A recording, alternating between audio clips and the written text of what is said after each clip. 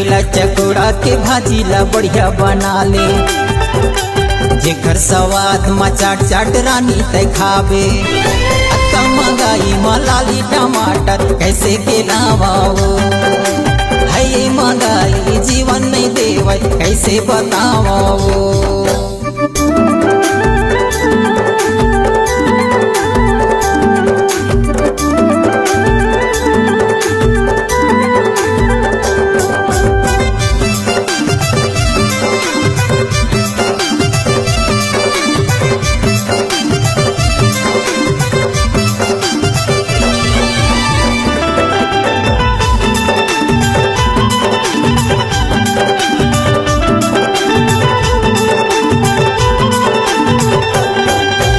गुंदली के फोरन ला चीटी कल डार, चकोड़ा भाजी ला ओमा बघार।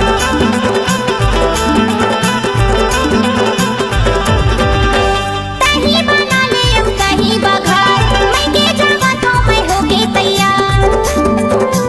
गूंज बघार ला कैसे बनाऊं मैं बिना टमाटर, बाबू के दादा लाली टमाटर काबर नहीं लाया हो।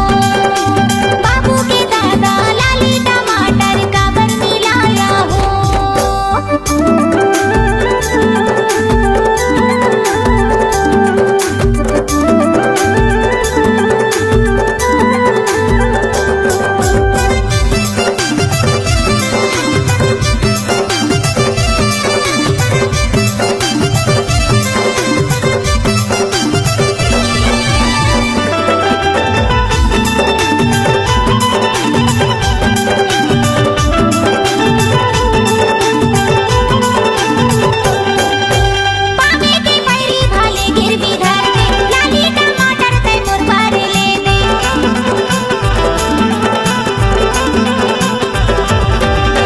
रुपया पैसा रानी सबो से आगे, कैसे बताओ महंगाई के आगे।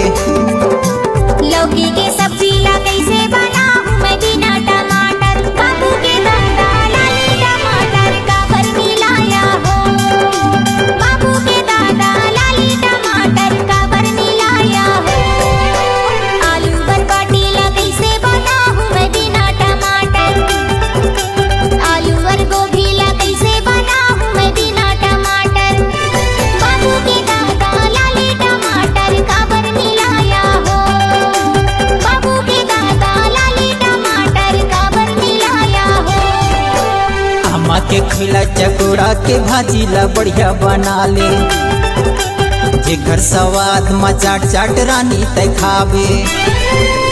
अत्ता महंगाई मलाली टमाटर कैसे के लावाओ, है महंगाई जीवन नहीं देवे कैसे बताओ।